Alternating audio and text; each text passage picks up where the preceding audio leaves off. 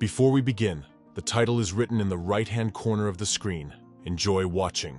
It all began when a mysterious rift suddenly appeared in the world 15 years ago, unleashing hordes of magical monsters.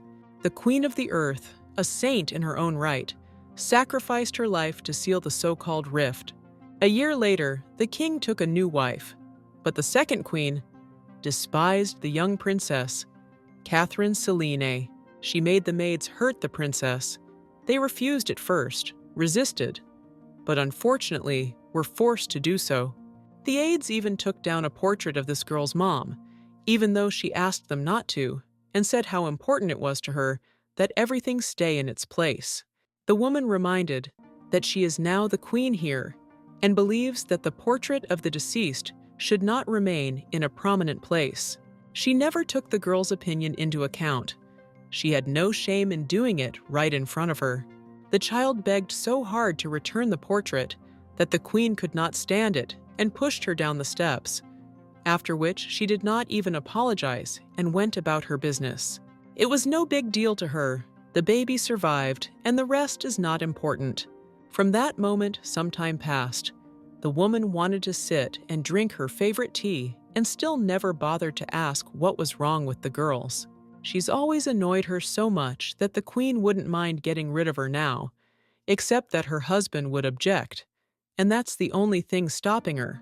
Catherine was not so much interested in the development of the country as in harming the child and getting rid of her, for example, under the guise of some disease or poisoning.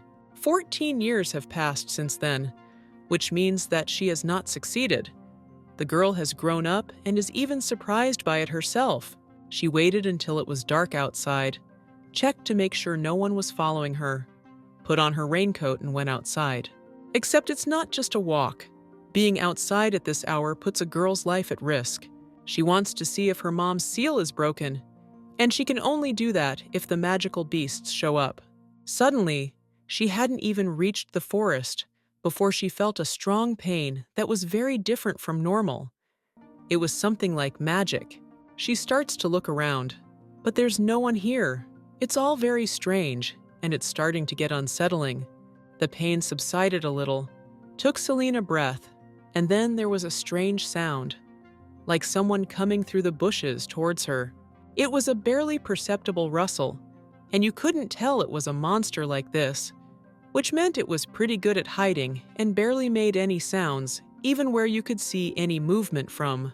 The girl had never seen the creature and thought, could this be the same monster that had mauled everyone in the city? It's very fast. It can jump high. Selene didn't even fight back. There was no chance of staying alive. But suddenly, something happened. Some man with a sword appears. He deftly dealt with that creature in just a couple of blows, and in a matter of seconds. It was very spectacular, and probably if it hadn't been for him, the girl wouldn't have even made it home, though it would have been her own fault. She knew who dwelled here and decided to take the risk herself. She wasn't forced to come here, but luckily she was lucky enough to have a real hero around, because there's no other way to call him that. It's obvious that this is probably not the first or last monster to suffer at his hands. The guy came up to her and asked her how she was feeling, but she couldn't even answer because she was choking, and she had no idea what she was choking on. She felt the air begin to run out the moment she was almost attacked by that creature. She wants to thank him so much, but Selene just can't do it. She just looks at him and shivers with fear. He takes her in his arms, says nothing, and starts walking in some unknown direction. It just so happened that just as she was catching her breath, she asked in a very excited voice what he was doing. The guy asked her not to worry, offered to rest, and promised he wouldn't do anything bad to her. Selene had already had some rest. She had slept in his arms, and it looked very romantic from the outside, even though she'd been her all along. But only now did she feel like a real princess being rescued by a prince. They're halfway through, and then he asks if she wants a drink of water. That's certainly not unreasonable. Then stopped at a small lake, set her down by a tree, and went to get some clean, cool water to drink. It is very quiet around. There is no one, and one can only hope that it is so. Before the appearance of the monster, the girl thought exactly the same.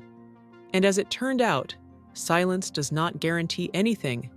They can appear at any moment and be anywhere. Meanwhile, he began to stare at her so intently that the girl could not help asking who he was and what he was doing here. She was embarrassed that he had gotten too close. Celine accidentally slapped him in the face, and then she was immediately very ashamed of it. He replied that if she'd found that strength, she was better, and seemed to ignore it. But that's not the most interesting thing. Since the guy lives in such a dangerous area, naturally he has a lot of wounds, including on his face, and after she touched his cheek with her hand, he clearly felt as if everything was healed, as if nothing had happened at all. It is he does not yet know about her abilities, and the girl is not in a hurry to tell about it, because so far, even though he saved her, is a complete stranger. In the meantime, they had already moved closer to the lake and were looking at the stars and enjoying the silence, for it was just what they needed after what they had been through. And also, those awkward glances began to cross more and more often. Celine still hasn't said any words of thanks to him and doesn't know if it's too late to tell him so. At some point, she decided to share a fact about herself. It turns out that while she has no problem healing other people's wounds, it herself doesn't work on Dees, and there's nothing she can do about that half-face stain. She'd been trying for a long time to find out why and what it had to do with, but nothing had ever come of it. Though it would be very useful right now, as much as it may sound like it, the guy thought, so that her face would never have wounds like that on it again. There was only one way to solve this: destroy anyone who could do that to her. He's ready to deal with any monster, long as so, and no other creature can do it to her. Celine isn't afraid of anyone.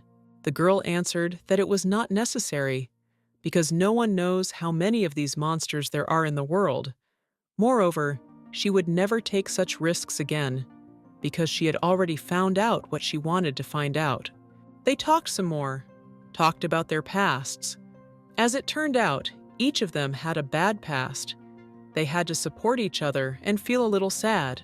Lastly, the guy promised that he wouldn't tell anyone about what he had found out and asked her to promise the same, because it was their private life that should remain private. Celine promised that no one would find out, and when there was nothing left to discuss, she had an idea if she wanted to see him, like tomorrow or something. When they started talking about their origins, the girl immediately forgot about it and didn't have time to ask a question about it. It turns out he's a traveler who can visit several cities or even countries in 1 month. He's had a very interesting life lately, and of course, it wasn't without a hint that she might keep him company, even in the near future. If, of course, she is generally fond of traveling and she is interested in it. Many people prefer to live their whole life in one city and see nothing but a couple dozen of their acquaintances and the same area. But he is quite different. Cannot sit long in one place. He constantly wants to see and discover something new for himself. They eventually found a compromise, since he was so interested in going to new places. She led him to one hideout behind the castle, and he helped her get back to it safely. It wasn't clear what they were doing here, since they didn't have to hide from anyone yet. But maybe she'd just offered to let him sleep here, since it was better than in the woods, where someone could attack him at any time. The girl just imagined what it would be like to be in his shoes, and she got goosebumps, so she couldn't help but offer it to him. There's also a hospital here that provides 24-hour care, free of charge, to anyone who wants it. There they met a woman who had started to worry even an hour ago. The girl had never left so late. She also didn't tell them where to look for her, in case. Celine apologized and asked them to gather all the wounded in the area. And also, she came here with him for a reason. Her powers are not exhausted for today, which means someone is very lucky. She went up to one guy, saw that he needed her help the most, and of course, treated the wound first and then touched it to heal everything. He has so many wounds. They're on his face, his arms, his legs, everywhere. He was hurt more than anyone else today. The boy thanked her, for he thought he would have to suffer all night, for he could not even lie on his back, which was all scratched and terribly hot. To which she replied that it was her destiny, and she was only too happy to be of service to people who needed it. Celine seems to feed off the good energy that comes from those she helps. And also, the more she heals someone, the more strength she gets. That woman's back now. She's so grateful that the girl stayed over and did half the work for her. She asked them to come again as soon as they had time. As suddenly, the guy went outside too, as if he didn't plan to stay here. It turns out that they just decided to take a walk down the street. It's dark now. There are no people at all, especially since none of them are tired and don't mind spending time together. They're walking around. Everything seems fine, but she still feels like he's weird, like he might not be what he looks like. He has too many questions, though at the same time, he tells as little about himself as possible, just to get something. If you tell him something about yourself, he immediately has a lot of questions. He wants to know all the details from beginning to end, and this is already alarming. She tries not to say anything unnecessary, but with so many questions, it feels like she's already told him more than she should have. Maybe she just thinks there's something wrong here, and in fact, he's just that kind of person and really interested in her life, without any intentions of doing so. It wasn't bad, but that is, until he started saying that after all these years, she should change her surroundings. Another hint that she should go on a trip with him, but the girl doesn't trust him enough to agree to something like that. She's only known him for a couple hours, and it's weird that he's not embarrassed by it. On the contrary, he doesn't understand what there is to think, and most importantly, how it is possible to live only time, your whole life in one place, and not want to see at least what is outside of this town. She doesn't even know how to explain it to him, tries to change the subject, but he comes back to her again and insists on thinking it over. The guy makes it sound like they've known each other for years, like she can trust him so easily and not think anything bad about it. He wonders why she's so secretive and not as cheerful as she was before, although that's no surprise. She's trying her best to insinuate that all in good time, and even if he's a really good person, she needs to be sure first.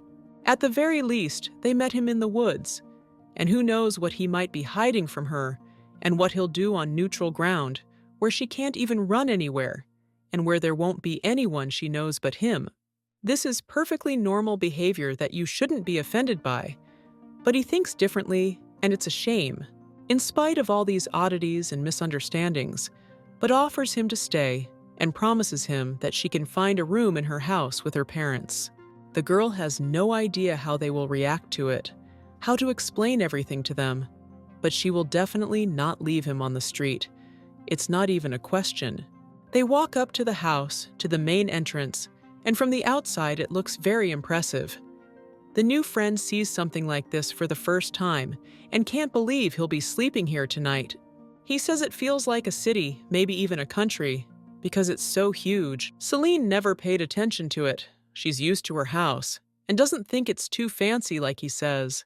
Since there's no security here at this hour, they didn't have to explain anything, and that makes it very easy. There's so much room even in the yard. It's like the forest area isn't as big as this yard where only one family lives. The girl asks him not to be shy, although she herself is so worried that she barely hides it. She has no idea how it will end and whether she will not fight with her father. In principle, she doesn't care about the queen's opinion, but she wouldn't want to spoil relations with her father. There's no telling how he will react to this man and what he will think. In the end, she decided not to go through the main entrance. She didn't risk it, so she suggested a less easy way in. Strange. The lad thought there must be some other entrance, but she showed him a very small ravine that looked like a passage to an attic. Even a child could barely fit through, let alone an adult of relatively tall stature like him. Suddenly, he takes her in his arms again and renders that first. They have to jump something that looks like a fence, which also looks little like an entrance to anywhere. He thought it was probably done on purpose so that strangers wouldn't guess how else to get into the house besides the main entrance.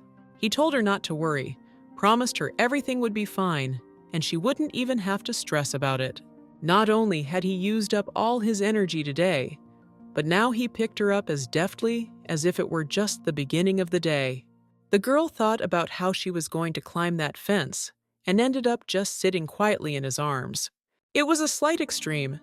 Celine didn't say she was very afraid of heights, so she screamed a bit. Unlike her, the guy was absolutely confident. He was used to overcoming such obstacles, and even landed very softly. The girl didn't even feel it and didn't even notice that they were already in place.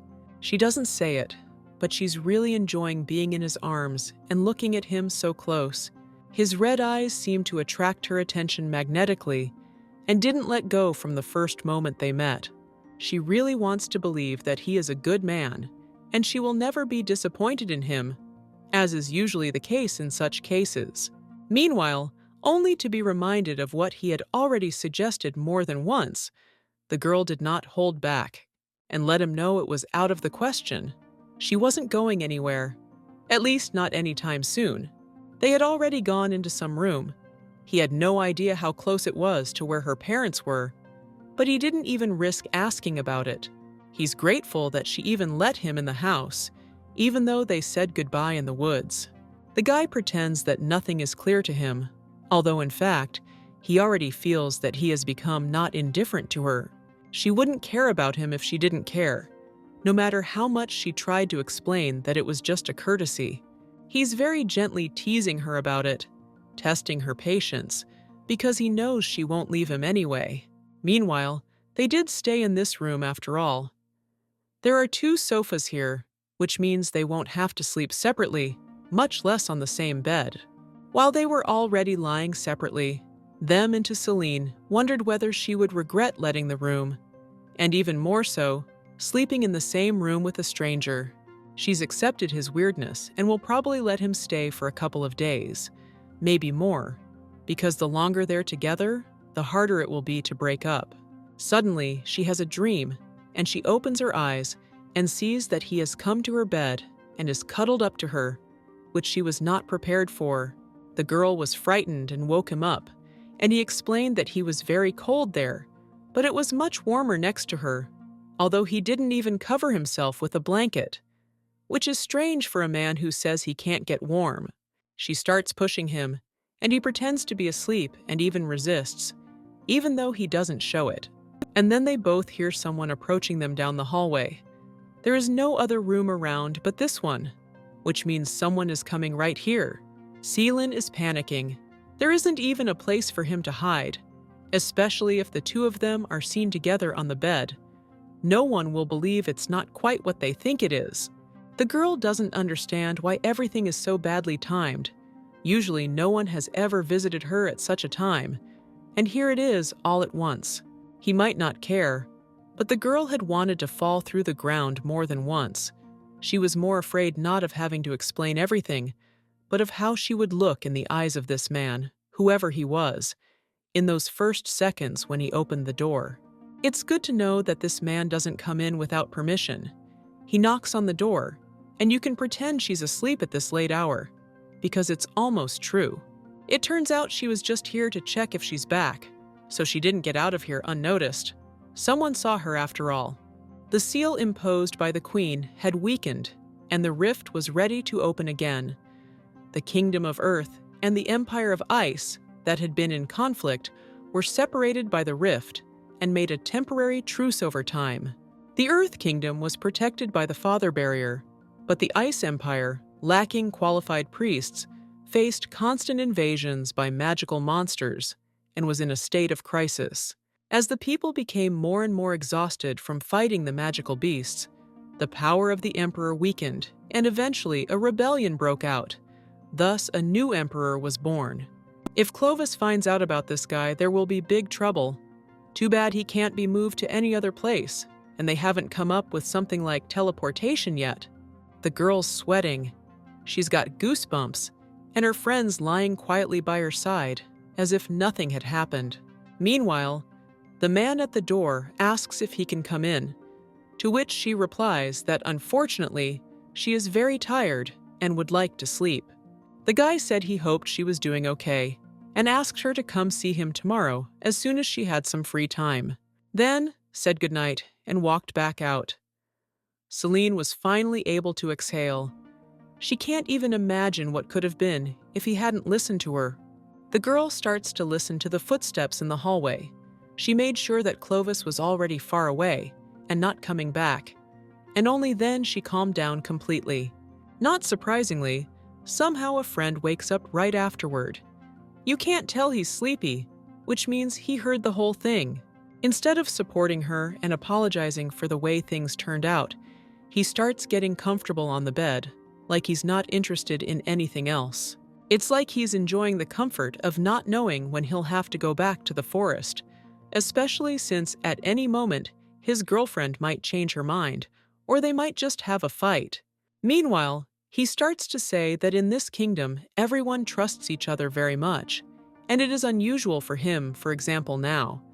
It was enough for her to say that everything is fine, and no one started to break into the room. It shows respect for other people's personal space, which is very valuable. He admitted that even he himself sometimes forgets, and is afraid that he might come across as brash and rude, trying to pry where he doesn't belong. This even applies to conversations. In any case, Celine hadn't forgotten that he had at least climbed onto her bed without permission, so she asked him to get off immediately. He didn't even move or budge in response, and he also suddenly said his name was Alan. Though how that information had anything to do with what she had just asked him to do was unclear. The girl doesn't understand what's going on with him. He ignored her and even turned away to the other side, and seems to be about to fall asleep peacefully. He was very lucky that she was a kind person and could forgive a lot of things. In the end, she just moved farther away, also turned the other way and tried to... Sometimes the girl herself is surprised how she can so easily forgive such things, because some people take advantage of it, causing inconvenience. Not 5 minutes later, he rises and Celine is asleep. She doesn't notice or hear anything. The guy even looked at her to make sure of it. And if you look at him from the side, it looks a little intimidating. It turns out that he just woke up and is looking at her in the middle of the night, though there is nothing to prevent him from sleeping and resting, for which she has given him all the conditions for it. Like, nothing bad happened, and then the next day comes, it's 10 o'clock, and they're long awake. And then it gets interesting. This friend she trusted suddenly starts blackmailing her that if she doesn't let him stay here, he'll tell someone her secret. She can't believe her ears, already tensed up, hating him, but he calmed down in time and said he was joking. She tells him that this is a very bad joke, and even if it is, this man's credibility has been shaken, and he's going to have to try very hard to get things back to the way they were. Then he suggests changing the subject and suddenly asks when her fiancé will be back, if at all. Sounds like a test to know if she's busy or not already today. Celine didn't expect such a question from him. She wasn't even used to this man, and he's already asking too personal details. The girl stammered. She doesn't know if he should even know about it and wondered why he was suddenly interested in it. Guilford, a young nobleman from the Duchy of Water. He has duties in his land, so he only comes to this residence during diplomatic events between the duchy and the kingdom. She will remember him as a very polite and well-mannered man with whom time flew by without a second thought. Ever since she started having problems with her family, he was the only one she could forget about the bad stuff and enjoy the moment. Guilford was more than a friend to her, and then their relationship grew stronger and stronger. But as it turned out, it didn't work out. They were always apart. At this moment, since the guy himself reminded of this person, the girl experienced so many things inside that cannot even be described in words. She remembers how well he treated her, how he admired her smile, gave her flowers, and never allowed a single tear on her face. But all she could tell about him was that he was just busy, and she didn't know when to expect him back. Clovis let it slip that such relationships usually don't lead to anything good. In his opinion, people should always be together, and what they have going on is not normal. He asked to imagine what would happen if a child was born and the father was constantly on business trips and hardly ever at home. That wasn't all. The guy didn't have enough information. He decided to ask if she could name that duke as her fiancé, the one she sees her future with, to which she answers him that yes, he is her fiancé, and she does not imagine herself with anyone else in the future. She wants to be only with him and is ready to wait for him as long as necessary. It seems like someone wants to see if he has any chance of having a relationship with her, but now that she's answered, he's obviously down and upset. He said that he understood everything, that it was very good that she was such a good girl, but still, something in her words he did not like. Although there is nothing to guess, everything is clear enough. No other guy would ask questions like that for no reason. He likes her, so he'd find out who she's with and how well they're doing. Celine is a smart girl. She immediately realized what was going on, but she doesn't show it because she can't be reciprocated, no matter how much he would like it. And the fact that the person she loves is not around for a long time and won't be for a long time, it doesn't affect her feelings. They are as they were and are, and nothing can change it. How suddenly he changed the subject again and began to tell how comfortable it had been to sleep tonight on a gorgeous soft bed that was like a cloud of... He thanked her for it, though the girl didn't even know what to say to that, since she hadn't done anything special for him. Celine did not react in any way, but only reflected that she was already regretting that she had allowed a man to stay here, first of all, whom she hardly knew, and secondly, who was too much interested in her personal life. At first, she hadn't noticed that he was overindulging, but now it was starting to worry her, because it hadn't been that long, and what was going to happen next was anyone's guess. Very interesting how they'll get along, and how long it will all last, especially since the Duke could come back at any moment, and if he does, he'll have a lot of explaining to do. Strangely, Clovis said nothing, calmly drawing his sword and wishing him well, as if he were going to say goodbye. She didn't even get a chance to ask him anything. He silently walked away and didn't even look in her direction. It didn't seem very grateful for all that she had done for him. He jumped very nimbly over the balcony, and she was left to look at it and wonder whether he would come back or not. She's already starting to worry about him, telling him to take care of himself and less contact with monsters, of which there are plenty around. The girl starts to worry about him as her friend and can't imagine how she will be able to be here now, knowing that he will be in danger every second. Lastly, he shouted some nice words to her and told her he was always welcome to visit, especially since she knew where he could always be found. Celine wasn't ready to say goodbye so soon. She hadn't gotten away from those strange questions, and he had already said goodbye. She's had so much emotion in those couple of minutes. She doesn't realize it yet and can't believe it's happened like this. That said, there's a feeling that if she had given him hope or a hint that she was totally available, he wouldn't have left so quickly and would have definitely stayed longer. Meanwhile, Clovis has already returned to his habitat and is calling for some Jill, probably his friend. Something starts moving in the bushes, and he doesn't get scared because he's used to it and just waits for the appearance of...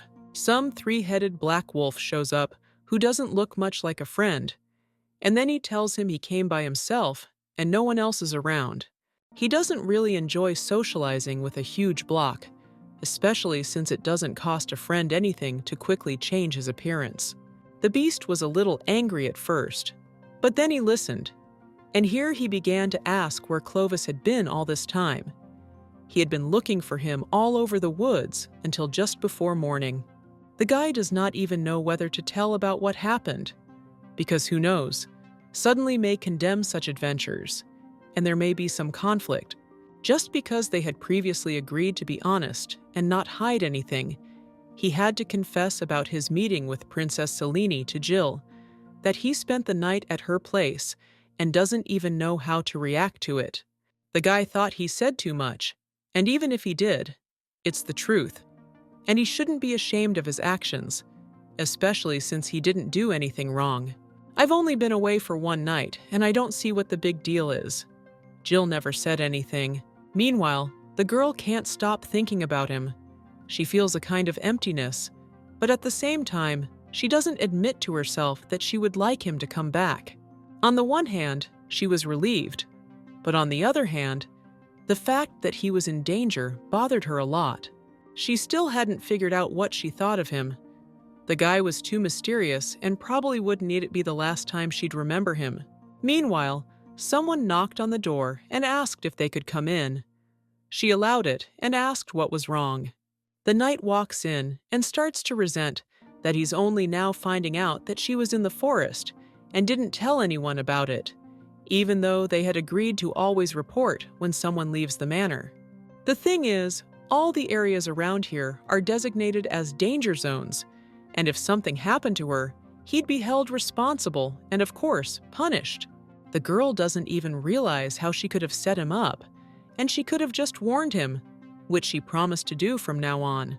The knight couldn't find a place for himself all this time, just thinking that not only could he lose his job, but he wouldn't forgive himself for the rest of his life if something happened to her, and he wasn't there for her. You can see how worried he was. Selene felt guilty, and doesn't even know what to say to make up for the situation a little bit. Lastly, the guy asked her to be careful from now on, because he had other things to do. He couldn't always follow her, and the girl should think about her own safety, especially outside the house. She says she understood the first time and asked me not to repeat the same thing because it makes her feel even more guilty, like a little kid. The knight believes that if it were necessary to redo even 1,000 times, he would do it just to keep her safe. When her mom sealed the earth rift, the girl was obviously in the place where the rift appeared.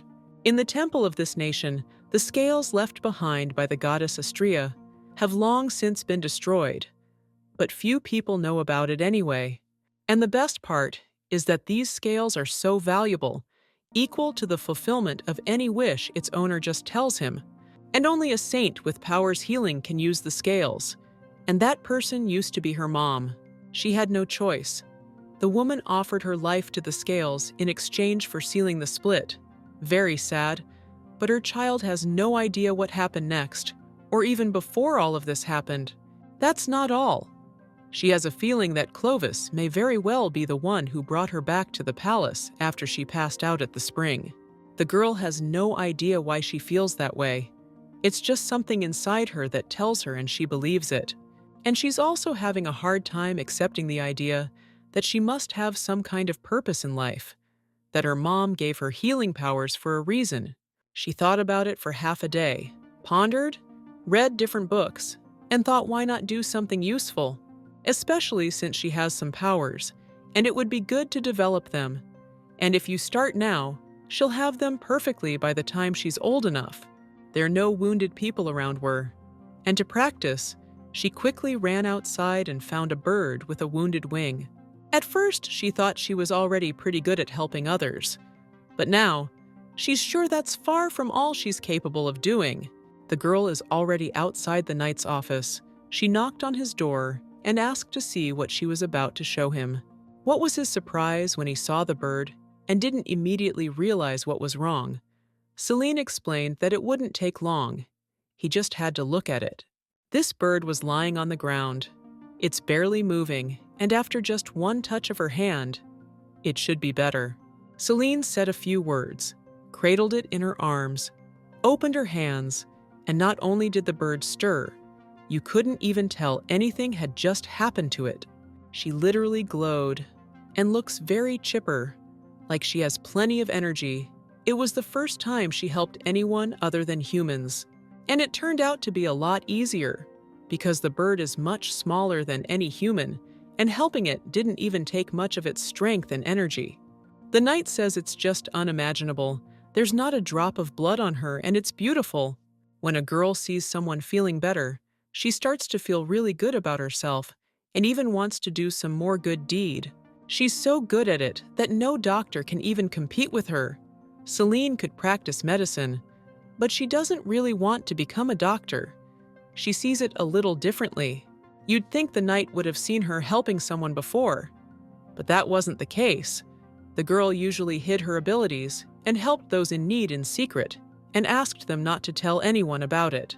That's why the guy is so surprised and asks her to be careful, because Celine is not yet able to control her ability completely, and if it went well this time, it doesn't mean that it will be the same next time. She didn't hear anything surprising from him. As usual, he's always worrying about something and making trouble out of nothing. She just helped a little bird, especially if she helps someone. It won't make things worse. The most that can happen is that nothing will change, but she can't hurt anyone. Naturally, he asked her not to show off her abilities to every person, although she already understands it perfectly well, and the fact that she demonstrated her ability in front of him doesn't mean that she shows it to everyone and every person she meets. Meanwhile, the next day has arrived. It's Queen Birthday Catherine's, which means there will be many guests. A girl was walking down the hall, and suddenly she meets someone she hasn't seen in a long time. This woman is rarely here. She usually has a lot on her plate, even on weekends and important holidays. And the problem is that the girl doesn't treat her well, because she's one of her father's mistresses, and he has 3 of them. Marielle is the busiest of them all, and the most successful. The only thing that spoils her image is that she's willing to be one of a few just to be seen as father's lover, Celine, and the woman even invited her over for tea. They hadn't even talked much before, and now suddenly she needed something from her. The girl doesn't give any sign that something is wrong. She doesn't try to smile. Sweet talk to her. This person is completely indifferent to her. Strangely, Marielle suddenly baked a lot of S' favorite pastries, Selene, and planned this meeting in advance, which means she needs something from her. So much attention doesn't just happen, especially from one of the father's mistresses. If the conversation is about the child's abilities, she will not hesitate to say goodbye and won't even talk to her. The girl won't let anyone use her powers just because they're supposedly family, though Selene doesn't see it that way. She's noticed that everyone's been trying to get along with her lately, and it's looking a little suspicious. The woman doesn't explain anything. She keeps suggesting things, even wants to have dinner together tonight and then sleep in her room tonight. The child can't find a single explanation for why it's necessary. After all, she's not a little girl anymore, and she's not afraid to sleep alone in the dark. Especially, why would Marielle care about it? Even though she was the only one of the 3 mistresses who treated more or less normally Celine, the girl still doesn't trust anyone, though she is still a little grateful for what the woman did for her. She tried to replace her mother, tried to be friends, even though she knew that being her father's mistress made it seem very strange. In the past, because of childish naivete, her even talked to her sometimes, shared her secrets. But now, there's nothing like that between them. Celine, she can't have a normal relationship with a man, realizing what he is to her, so there could not and cannot be any normal relationship between them. The girl even met those moments when she was very small and could not stand up for herself. Marielle was the only one who treated her normally, because even the maids allowed themselves what was beyond the limits. She was constantly left with bruises on her arms, was hungry most of the time, and felt superfluous in the house, as if lower in status than any of the servants. They could even call her names, even order her to do some things instead of them. But when such things were noticed by Marielle, she always defended the child and was on her side. If it had been like Marielle everyone else, the girl would have gone crazy for sure, because everyone around her treated her in the worst possible way. Maybe she is wrong to the woman now, because she has done nothing wrong for her, and it is not her fault that for some reason her father and mother are not together now. Maybe the girl will think about her attitude towards her and realize that she is doing wrong and very ugly. When the girl's mother came home, she guessed nothing. Everyone smiled at her, including the mistresses and maids, who seemed to be the most polite and kind people. The girl had no idea how they were treating her child while she was away, and what they were doing to her. They smiled in her face, and behind her back, they mocked Celine, who had done nothing wrong, and had never even said a bad word to them in the whole time. Sometimes the saint had some hunches, but she thought it couldn't be and never once checked any of them out. That was her biggest mistake. Her daughter was always afraid to tell her because she knew it would make her feel worse. Especially little Cince didn't want to tell her mom about her problems because she already had a lot of her own things to do. She was constantly spending her energy on monsters, protecting people, Celine. Sometimes they followed her even at home, invisible to others, and she could feel them even from the back, so she could not relax even when sleeping in her room. They came out of nowhere. There seemed to be an infinite number of them, and the more she got rid of them, the more they became. If the daughter told her how nice other people were treating her, Mom just couldn't take it. There was once a situation where she was coming home, met the first monster, dealt with it, relaxed, and didn't notice the second one waiting for her around the corner. Her main problem was that after destroying one monster, she needed at least half an hour to recover her strength, and preferably more, so to deal with the second one, she had to use all the methods at hand. She threw various objects at it, shouted back, even once decided to run away, but thought there was no point in it anyway. There was no one around who could help her. This monster could only be handled by her and no one else. It was a very tough time. She was just getting experience and didn't have time to train. There were so many of these monsters. Even though it looked very intimidating, she was afraid of them at first. And then she felt that this was her mission, and there should be no such thing as fear for her. She fought them for a very long time, exhausting, and all they would not harm, so that little people, Selene would not see them at a young age and be afraid to leave her room, especially at night. Monsters were very hardy. With them had to be fiddled with. For several hours, respectively, the girl could not rest even at home. She felt as if it was only where she herself was that these creatures dwelled. She even had to go home less so that nothing threatened other people. She even found every possible excuse not to have breakfast with her daughter. Also, the monsters wouldn't show up at the worst possible moment when someone was around. Meanwhile, some time has passed.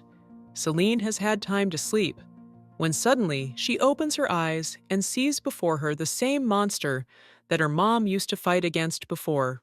The girl felt that something was wrong, and as it turned out, this creature was too close by, and if she woke up a minute later, it would be all very unfortunate. As suddenly appears Clovis, he jumps into the room from the balcony, tells her not to worry, and promises to handle it on his own. Marvel how he sensed the danger and appeared as timely as ever. As if he were a hero of he pointed his longsword straight at his opponent's head, just as he was about to attack the girl. It was easier than the guy had imagined, and even surprised that with one blow, this seemingly invincible monster wasn't so strong anymore. He struck him in his weakest spot and did it several more times, just in case there was anything. And then he starts talking to himself, says it was easy, though you can't tell. It just so happens that today, Selim is wearing the same dress as her mom used to wear. It's an amazing coincidence, except that Mom had no help and was Celine very lucky. She hasn't even woken up yet. She hasn't even had a chance to say anything to him. She's just out of words, just emotion. The girl can't imagine that her mom used to live in this mode, and it's only the first monster, and she was lucky and protected. Now she's afraid to even think about how she'll be able to live without it. She could be attacked at any moment, especially since it seems to be just beginning, and this is the period when these monsters are very active. She was very frightened. The guy approached her as gently, unobtrusively as possible, and began to soothe her as best he could. She's in such a rut that she can't even look him in the eye, and the mere realization that he just might not be around at some point makes her want to give up and do nothing. His touch makes it a little easier, but it still does absolutely nothing to solve the problem. The girl wants to say so many things to him, but she can't. She just wants to stare at one point, be silent, and just want him to be there. Meanwhile, someone is walking towards them down the corridor. Celine realized it was the knights. And it's another problem she doesn't have the energy for anymore. There's going to be some kind of showdown, and the knight won't even listen to the fact that that's not her fault, and it's going to drag on for hours like last time. Clovis is the only hope. Maybe he can explain something to him. Though on the other hand, he should probably get out of here before it's too late.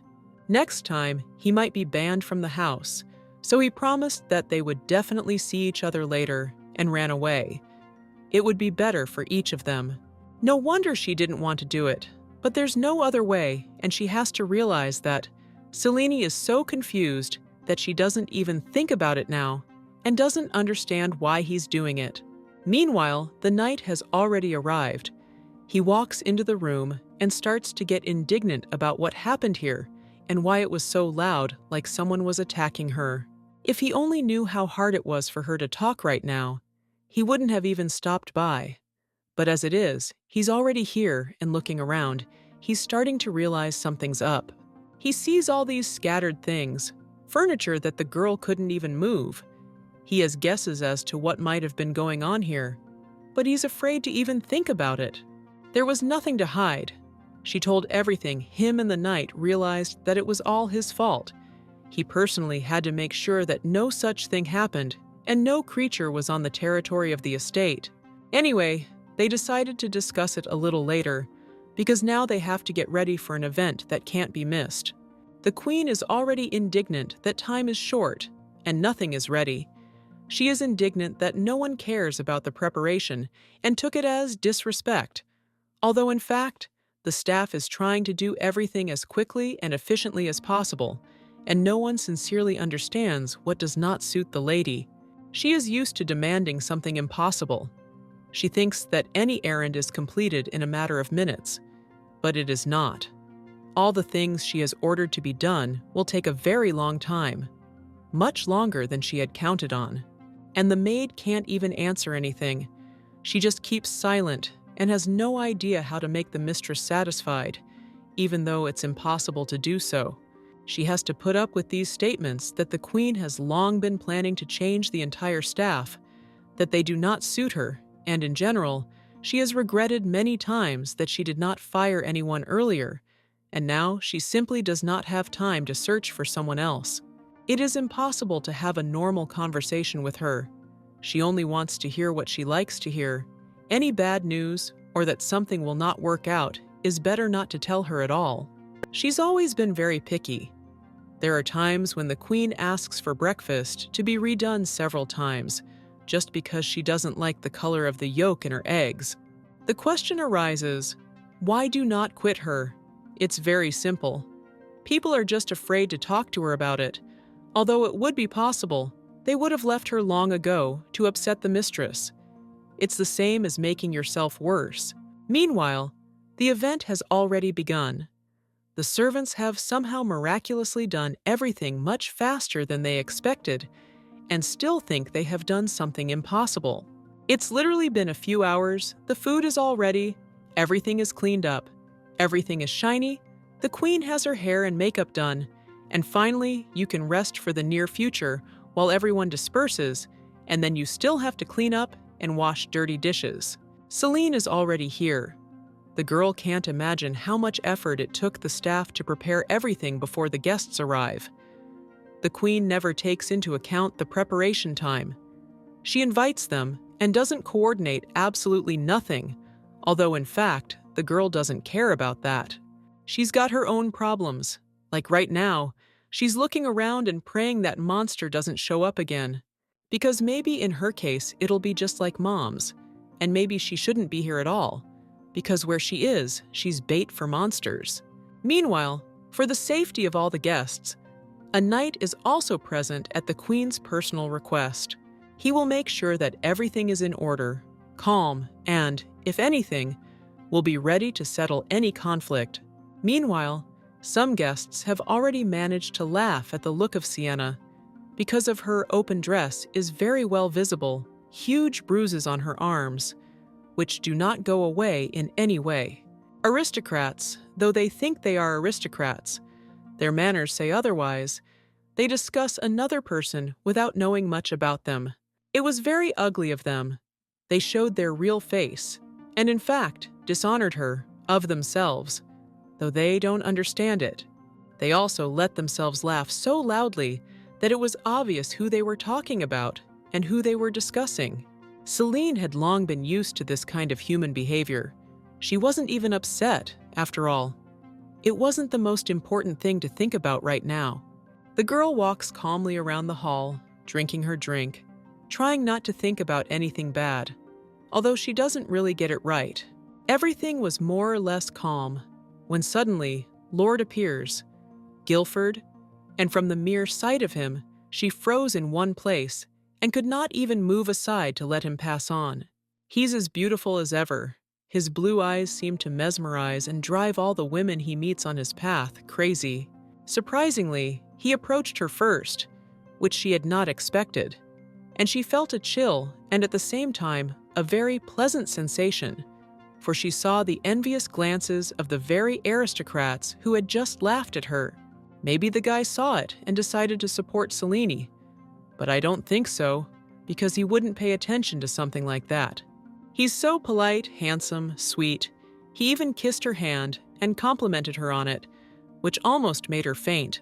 This man said she was the most beautiful person he'd seen today, and that's really nice. Guilford began to ask how she was doing, what was new, what she was doing. But unfortunately, the girl couldn't tell him any of that.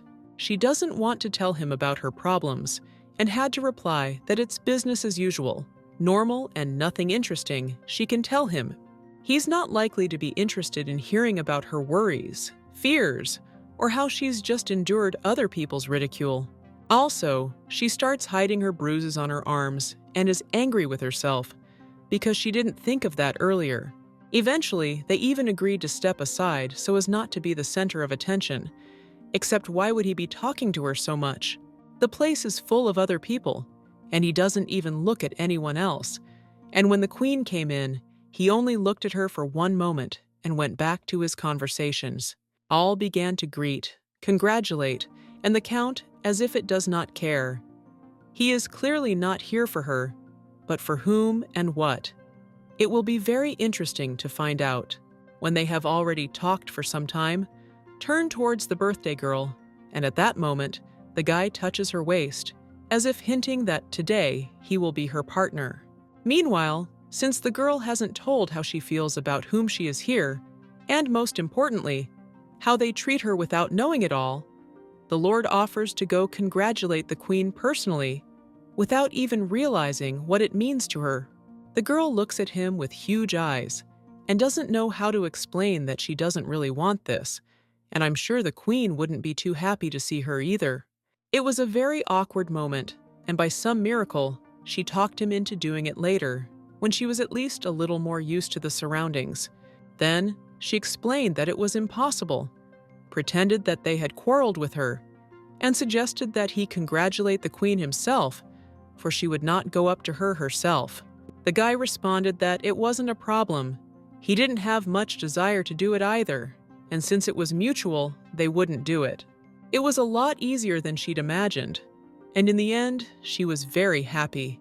And the moment the girl relaxed and realized she wouldn't have to approach her, he took her hand and led her straight to the queen, which seemed like a small betrayal.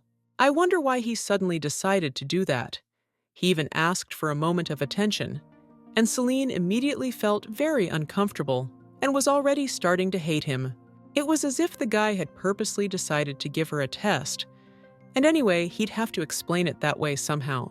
Those aristocrats saw them again and began to look at them with a displeased look, for every one of them fancied she was in her place.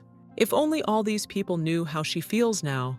Celine knows the queen very well and realizes that if they only meet their eyes, something irreversible could start happening. And now they're coming toward her, and the girl sees that disgruntled face and wishes she could fall through the ground and not come any closer. I wonder how this is going to work out. Katerina was just smiling, and now she's looking like she's about to order them out of here. Celine is silent, but the Lord greeted the birthday girl and started smiling, though he just said how he didn't want to do that. He said a few nice words to her, wished her well, and of course thanked her for inviting him over. The birthday girl pretended to be very pleased to hear that, though actually, if he had come up himself, it would have been much nicer. Meanwhile, they've already stepped back to the side with him. The girl doesn't even comment on anything and just waits for him to start explaining what it was about. She didn't expect such a trap, a man who says one thing and then does another, thus spoiling her mood. Without him, everything was even better. She even stopped paying attention to his beauty, very offended, and does not hide that she does not want to communicate with him anymore. He could soothe her as much as he liked, explain anything, but nothing would change. It was already too much. She doesn't understand how to trust him now. Maybe she got it all wrong, and it looked different in her eyes. But at the very least, he deceived her and contradicts his own words. There's a lot of questions and a lot of suspicions about him, which is getting more and more alarming. In the meantime, he asked her to wait for a while, and he went somewhere, but he didn't say where or how long. Turns out he wanted to talk to one knight, the one who usually the most about cares Celine. They are walking down the corridor. Things are clearly not looking like a friendly conversation, but the knight has no idea that under that calm face lurks the last straw of patience that is about to run out. The Lord had asked him some questions, but still hadn't learned any answers to them. And it turns out it was all about the girl he suddenly needed to know some information about. The point is that the knight both advises her not to say anything unnecessary about herself, and also not to tell others anything about her, only for her safety, of course. He was just performing his duties, and apologized that without mistress' knowledge and permission, he wouldn't tell him anything anyway, as he immediately demurred and wasn't so calm anymore. It's incomprehensible to him what the problem is, to say what's asked of him. The Lord never thought they had such honest knights who were willing to risk their jobs just to get things done the way they should be done. Even started threatening him, warning him that if he didn't tell him something right away, he would regret it very much and would be out of a job tomorrow, at the very least. But in case he got what he wanted, so be it. Thanked him and hinted that it was worth it, so advised him to think about it and not make mistakes. Very interesting what will come out of this, who will win, and what will prove to be stronger, dedication or status advantage. Surprisingly, the knight remains calm. He says he will be loyal to his mistress and is not going to listen to a lord to whom he owes nothing, and if someone scares him, he will tell about it, Celine. The guy doesn't understand why he needs this information, but he only knows one thing. If the Lord didn't ask her about it personally, it means he was afraid, and all because he realizes she wouldn't have answered him herself. So they went their separate ways, the knight very glad that he was able to withstand the pressure, and now he's not ashamed of it. It's been a whole year since then. Amazingly, they're still on good terms, although probably she just forgave him too much. She just doesn't have any other friends. And of course, there's nothing left to do but keep in touch with at least this person. It doesn't mean she trusts him, she's just bored. And if they stopped talking, she wouldn't even have anyone to go for a walk in the garden with. The girl doesn't stop checking up on him. She doesn't tell him anything extra. It's hard to call this relationship friendship, but as it is,